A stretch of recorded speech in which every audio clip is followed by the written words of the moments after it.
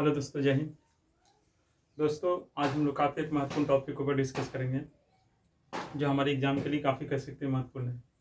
लेकिन थोड़ा हम लोग कह सकते हैं कि आज अपने देश की स्वतंत्रता दिवस है और हम लोग थोड़ा उस विषय पर जो है कि बात भी कर लेते हैं। जैसा कि हम लोग जानते हैं कि 15 अगस्त जो है वो देश में स्वतंत्रता दिवस के रूप में मनाया जाता है, क्योंकि इसी दिन जो है कि हमारे देश को क्या है आज़ादी मिली थी। जो कह सकते हैं कि जो ब्रिटिश शासन था, है ना, तो उसका कह सकते हैं कि द्वारा जो हमारे देश के ऊपर लंबे समय तक कह सकते हैं जो शासन किया गया था या कह सकते हैं कि अधिकार था, तो उससे कह सकते हैं कि 15 अगस्त 1947 को हमारे देश को क्या आज़ादी मिलता है। और उस दिन से हम लोग प्रतिवर्ष जो है कि 15 अगस्त को आज़ादी यानी स्वतंत्रता दिवस के रूप में क्या मनाते हैं। अब आप सोच सकते हैं कि स्वतंत्रता कह सकते हैं कि दिवस जो है वो हमारे लिए कितना महत्वपूर्ण है, क्योंकि ये दिन जो है हमारे लिए नहीं, हमारे देश के हर एक कह सकते हैं कि जो नागरिक है उनके लिए काफ़ी महत्वपूर्ण है। क्योंकि स्वतंत्रता प्राप्ति के बाद जो है कि हमारे देश में लोगों की जो जीवन है वो काफ़ी कह सकते हैं कि सुगम, सरल और कह सकते हैं कि अच्छा मतलब एक तरह से हुआ। क्योंकि अंग्रेज की जब शासन यहाँ पर चल रहा था तो उस समय हमारे देश के कह सकते हैं लोगों की उस तरह की कह सकते हैं कि जीवन नहीं था जो आज हम लोग जी रहे हैं, या जो आज के कह सकते हैं कि जीवन हमें दिखाई पड़ता है। आप सोच सकते हैं कि आज हम अपने देश के अंदर अपनी स्वतंत्रता से, अपनी इच्छा से, अपनी कह सकते हैं कि एक तरह से सोच, अपनी समझ से क्या है आज हम अपने जीवन को जीते हैं। आज हम अपने पसंद की कह सकते हैं कि एक तरह से जीवन जो है जी पा रहे हैं। तो ये कैसे पॉसिबल हो पाया?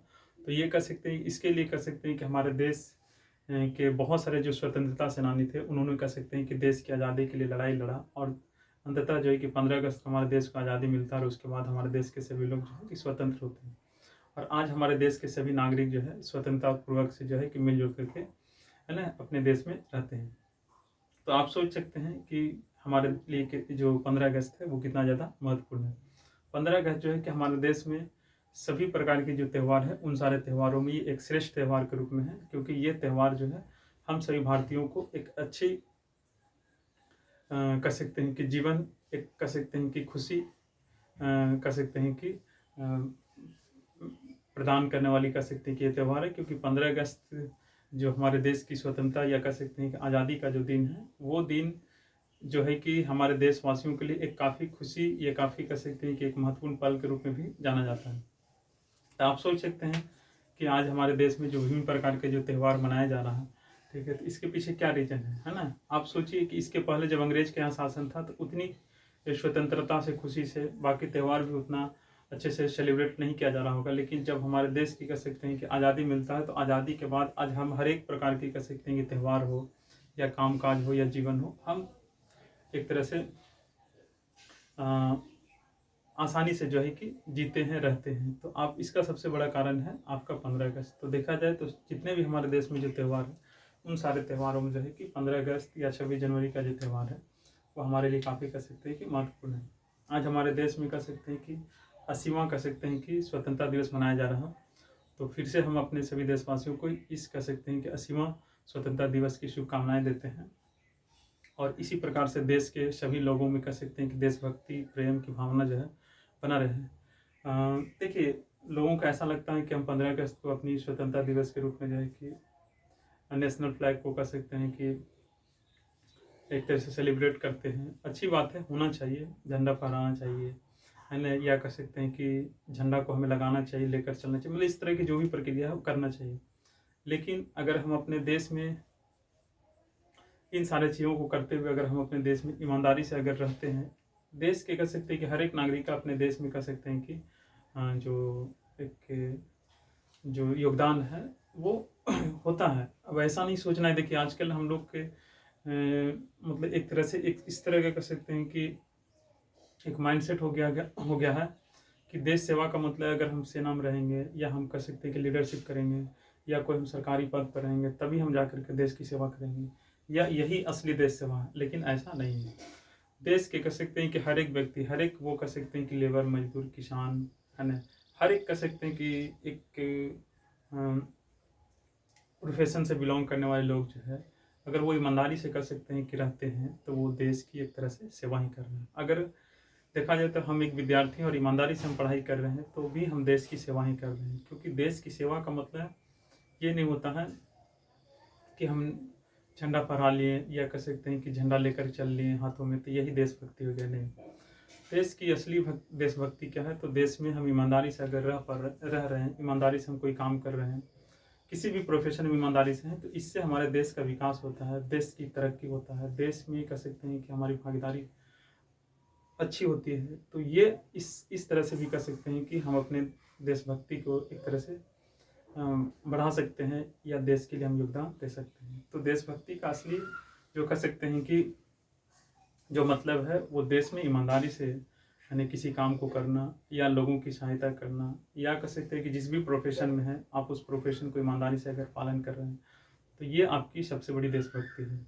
तो झंडा फहराना या कह सकते हैं कि मिठाई वगैरह खाना ये कोई गलत चीज़ नहीं है, ये भी कह सकते हैं कि देशभक्ति की भावना या संदेश देने का कह सकते हैं कि, या कह सकते हैं कि जो हमारे फ्यूचर जनरेशन है या भावी पीढ़ियां हैं उन पीढ़ियों में अपनी देशभक्ति की भावना, अपने देश की कहानियां या स्वतंत्रता की कह सकते हैं कि जो बातें हैं उसमें बीजारोपण करना, ये एक तरीका है, ये होना चाहिए।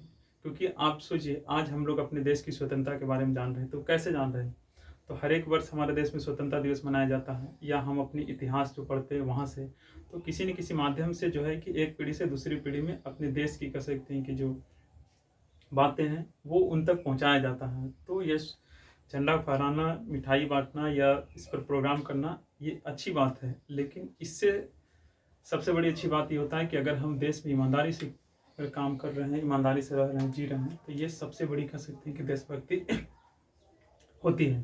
तो हम इन बातों का ध्यान रखना चाहिए, और ये काफ़ी कह सकते हैं कि महत्वपूर्ण कह सकते हैं कि दिन है आज। तो आइए आज हम लोग काफ़ी 10th क्लास के एक महत्वपूर्ण टॉपिक के ऊपर डिस्कस करेंगे, ठीक है, और वो टॉपिक है 10th क्लास की बायोलॉजी है, ठीक है। अगर आप 2027 में 10th क्लास के एग्जाम देने वाला विद्यार्थी तो आपके लिए वीडियो काफ़ी महत्वपूर्ण होगा, क्योंकि ये एग्जाम को ध्यान में रख करके वैसे क्वेश्चन को डिस्कस करेंगे जो आप आसानी से जो है कि एग्जाम में अगर इससे रिलेटेड क्वेश्चन आता है तो आप आसानी से उसको सॉल्व कर पाइएगा। हम लोग नियंत्रण और समन्वय को देख रहे हैं, इसमें हम लोग जंतुओं में नियंत्रण और समन्वय क्या होता है वो हम लोग देखे थे कि जंतुओं में होने वाला जो जैविक क्रिया है, ठीक है, उसका सुचारू रूप से होना और उनके अंगों के बीच कह सकते हैं कि आपसी तालमेल बना होना, उसी को जंतुओं में नियंत्रण और समन्वय कहा जाता है। हम लोग देखे थे कि जंतुओं में नियंत्रण और समन्वय जो है कि 2 प्रकार से होता है, ठीक है। एक था आपका तंत्रिका और दूसरा क्या था, रसायन, ठीक है। तो हम लोग अभी तंत्रिका कह सकते हैं कि जो तंत्रिकीय नियंत्रण है, ठीक है, जिसको नर्वस सिस्टम कहा जाता है, तो उसके बारे में हम लोग देख रहे हैं, ठीक है। तो आज हम लोग उसी से जो संबंधित जो टॉपिक है उसके ऊपर डिस्कस करेंगे। बाकी इसी तरीक़ा से आगे हम लोग अपनी तैयारी करेंगे, ठीक है। तो सबसे पहले याद रखना है कि जंतुओं में नियंत्रण समन्वय कितने तरीके से होता है, 2 तरीका से। अब देखिए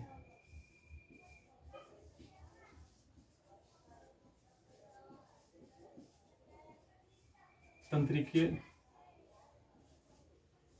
नियंत्रण एवं समन्वय, ठीक है। ये किसकी बात कर रहे हैं, तो ये बात कर रहे हैं हम लोग जंतुओं में। किसमें, जंतुओं में तंत्रिकीय नियंत्रण एवं समन्वय। तो हम लोग जान रहे हैं कि जंतुओं में जो तंत्रिकीय नियंत्रण समन्वय जो है वो क्या है, तो जंतुओं में जो तंत्रिका तंत्र के द्वारा, किसके द्वारा, तो आप याद रख सकते हैं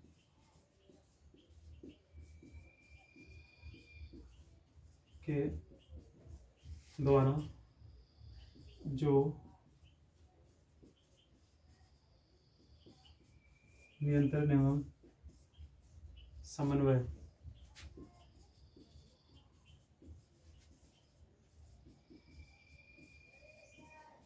होता है उसी को कहते हैं जंतु में तंत्रिकीय नियंत्रण एवं समन्वय। अब ये कैसे होता है इसको थोड़ा हम लोग डिस्कस करते हैं। देखिए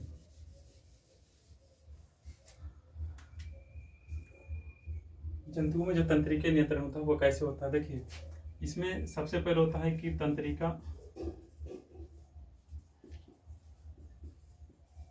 कोशिका, जिसके बारे में हम लोग जानते हैं कि मानव शरीर की सबसे लंबी कोशिका क्या है, तो तंत्रिका कोशिका, जिसको न्यूरॉन सेल के नाम से जानते हैं। तो इसमें सबसे पहले तंत्रिका कोशिका से आपको बनेगा तंत्रिका उत्तक, ठीक है, और इसी तंत्रिका ऊतक से आपको तंत्रिका तंत्र बनता है। ठीक है, इसमें आप इसको ऐसे समझिएगा। ठीक है, तो देखिए किस तरह से कर सकते हैं कि जंतुओं में तंत्रिका तंत्र का कर सकते हैं विकास हो रहा है, उसको थोड़ा सा हम लोग यहाँ पर समझेंगे। तो तंत्रिके नियंत्रण में तंत्रिका कोशिका जो होती है वो इसकी इकाई होती है। ठीक है, इकाई का मतलब हम लोग जानते हैं कि कोई भी चीज़ की जो पहली कर सकते हैं कि जो शुरुआत उसकी जिस चीज़ से हुआ, या कोई भी चीज़ जिस छोटी चीज़ से मिलकर के बनता है, तो वो छोटी चीज़ को क्या बोलते हैं? इकाई। तो तंत्रिका जो तंत्र है वो किससे बना हुआ? तंत्रिका कोशिका से। तो तंत्रिका तंत्र की इकाई कौन कहलाएगा? तो तंत्रिका तंत्र की इकाई कहलाएगा आपको तंत्रिका कोशिका। ठीक है, तो इसको ध्यान रखना है, जिसको न्यूरॉन सेल कहते हैं। तो तंत्रिका तंत्र की इकाई की बात करें, तंत्रिका कोशिका। अब यही तंत्रिका कोशिका मिलेगा, तंत्रिका ऊतक बनाएगा, और तंत्रिका ऊतक जो है वो तंत्रिका तंत्र बनाएगा, और इसी तंत्रिका तंत्र के द्वारा जो जंतुओं में नियंत्रण और समन्वय होगा उसे तंत्रिकीय नियंत्रण एवं समन्वय के नाम से जाना जाता है। इसमें सबसे जो कह सकते हैं कि महत्वपूर्ण जो भूमिका होता है वो किसका होता है? तो मस्तिष्क। इसमें तंत्रिकीय नियंत्रण के रूप में कौन आता है? मस्तिष्क और मेरुरज्जु। मेरुरज्जु, इसको स्पाइनल कॉर्ड कहते हैं, इसको ब्रेन कहते हैं। तो तंत्रिकीय नियंत्रण में जो कर सकते हैं कि जो महत्वपूर्ण पार्ट है वो कौन हो जाता है? तो वो हो जाता है मस्तिष्क के रूप में और मेरुरज्जु के रूप में। तो तंत्रिकीय नियंत्रण में सबसे महत्वपूर्ण भूमिका मस्तिष्क होता है, और उसके बाद किसको होता है? मेरुरज्जु के। तो आपको याद रखिएगा कि जो जंतुओं में जो नियंत्रण और समन्वय होता है, ठीक है, तो जिसमें जो तंत्रिकीय नियंत्रण और समन्वय होता है उसमें महत्वपूर्ण भूमिका किसका होता है? या जंतुओं में जो तंत्रिकीय नियंत्रण और समन्वय होता है ना, तो वो किस रूप में होता है? तो वो आपके मस्तिष्क के रूप में होता है, और कह सकते हैं कि मेरुरज्जु के रूप में। यानी कह सकते हैं कि सिंपल सी भाषा में आप समझ सकते हैं कि जंतुओं में जो तंत्रिकीय नियंत्रण और समन्वय जो हो रहा है उसमें जो महत्वपूर्ण कह सकते हैं कि भूमिका है वो किस पार्ट का है? तो उसमें है मस्तिष्क का और आपको मेरुरज्जु का। मस्तिष्क जो है वो 90% आपका कह सकते हैं कि तंत्रिकीय कोशिका से ही बना रहता है, मेरुरज्जु भी होता है। तो इसके द्वारा कह सकते हैं कि जंतुओं में जो नियंत्रण और समन्वय होता है उसी को बोलते हैं तंत्रिकीय नियंत्रण एवं समन्वय। तो आपको सिंपल तरीका से याद रखना। देखिए, तंत्रिकीय अगर महत्वपूर्ण अंग के रूप में पूछा जाएगा तो मस्तिष्क और मेरुरज्जु। तंत्रिकीय इकाई की बात किया जाएगा तो आपको तंत्रिका कोशिका। तंत्रिका तंत्र की बात किया जाएगा तो तंत्रिका कोशिका से तंत्रिका ऊतक, और तंत्रिका ऊतक मिलकर के जो तंत्र का निर्माण करता है उसे तंत्रिका कह सकते हैं कि तंत्र कहते हैं, या तंत्रिका मिलकर के जिस तंत्र का निर्माण करता है उसे तंत्रिका तंत्र कहते हैं। ठीक है, इस तरह से भी याद रखेंगे। और तंत्रिका तंत्र के द्वारा जो कह सकते हैं कि जंतुओं में जो नियंत्रण और समन्वय होता है उसी को तंत्रिकीय नियंत्रण एवं समन्वय कहा जाता है। तो ये बात आपको ध्यान रखना है, ये काफ़ी महत्वपूर्ण टॉपिक है, और ये कह सकते हैं कि हमारे एग्जाम के लिए भी यहाँ से कुछ महत्वपूर्ण जानकारी आपको निकलता है जो ऑब्जेक्टिव और सब्जेक्टिव दोनों के रूप में है।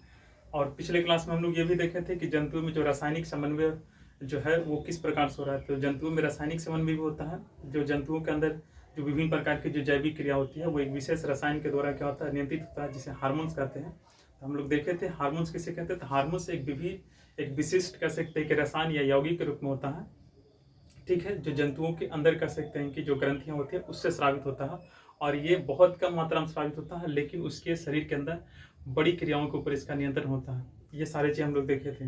प्लस ये देखे थे कि जो आपको जो हार्मोन्स होता है उसका स्राव का स्थान कहीं और कार्य का स्थान कहीं और होता है। ये कम मात्रा में स्रावित होता है लेकिन बड़ी क्रियाओं के ऊपर नियंत्रण करता है। प्लस ये भी देखे थे कि इसका नियंत्रण थोड़ा अस्थायी होता, मतलब अस्थायी होता है, अस्थायी मतलब थोड़ा लॉन्ग टाइम तक इसका प्रभाव रहता है। तो ये सारा बात हम लोग देखे थे। तो आज हम लोग देखें कि जंतुओं में जो तंत्रिकीय नियंत्रण होता है या समन्वय जो है वो किस प्रकार होता है। ये काफ़ी महत्वपूर्ण टॉपिक है। ठीक है, इसको ध्यान रखिएगा। फिर मिलते हैं अगले नेक्स्ट वीडियो में, तब तक के लिए जय हिंद।